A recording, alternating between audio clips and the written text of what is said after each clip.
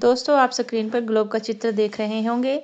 इस तरह का चित्र ऑफिसेज में आपने देखा होगा। इसी को बोला जाता है ग्लोब। अब आप इस ग्लोब को देखकर यह नहीं समझेंगे कि पृथ्वी भी ऐसे ही ग्लोब के ऊपर टिकी है जैसे यह ग्लोब टिका हुआ है।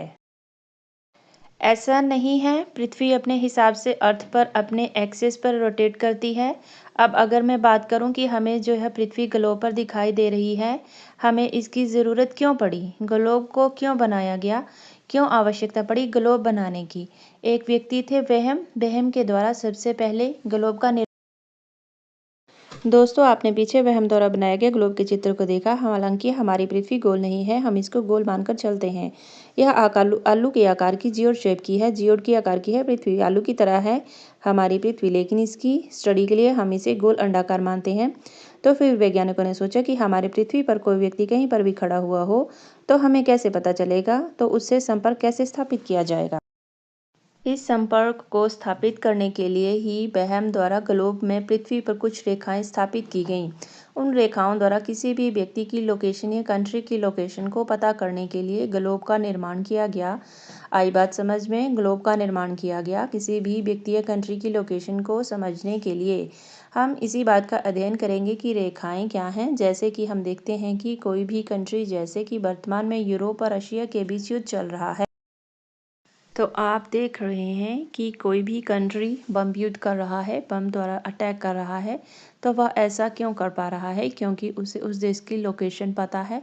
तो इस जानकारी के लिए ही वहम द्वारा बताया गया कि इस लोकेशन को पता करने के लिए इसको बीच में डिवाइड किया जा सकता है। हमारे अर्थ को बीचों बीच से डिवाइड करने वाली रेखा को 0 डिग्री रेखा या फिर इसे भूमध्य रेखा या इक्वेटर कहा जाता है, जिसे वहम द्वारा दिया गया था। 0 डिग्री रेखा या भूमध्य रेखा या विषुवत रेखा या इक्वेटर लाइन, इसी रेखा को कहा जाता है। हमने बताया कि पृथ्वी को ऐसे भी डिवाइड किया जा सकता है 2 हिस्सों में। इसको उन्होंने 0 डिग्री रेखा बताया। इसको भी 0 लाइन डिग्री लाइन बोला जाता है। जो भी रेखाएं हॉरिजॉन्टल या पड़ी हुई लाइन होती हैं उनको अक्षांश रेखाएं बोला जाता है, या फिर इनको इंग्लिश में लैटिट्यूड लाइन बोला जाता है। इंग्लिश में इसके अलावा जो खड़ी हुई रेखा होती है या जो वर्टिकल लाइंस होती हैं, इनको देशांतर रेखाएं बोला जाता है।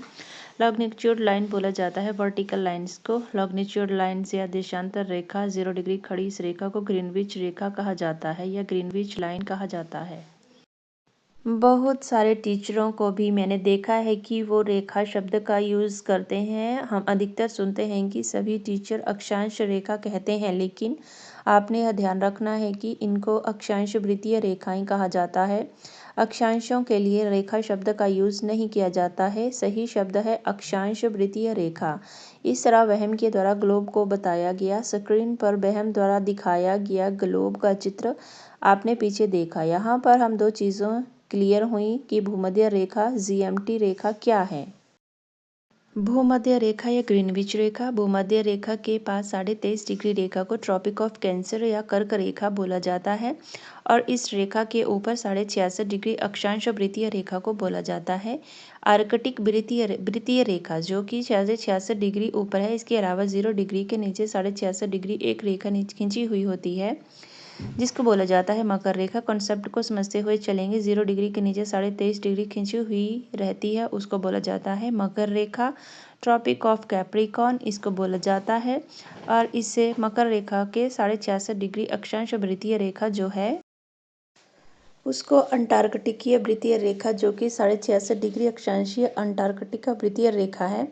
ध्यान रखेंगे, वृत्तीय शब्द उसे कहा जाता है जो अक्षांशीय रेखाओं के लिए, और यह अक्षांशीय रेखाएं 0 डिग्री भूमध्य रेखा के ऊपर और नीचे दिखाई देती हैं के लिए यूज़ किया जाता है, जो कि 23.5 डिग्री और 66 डिग्री रूप के में अंकित हैं।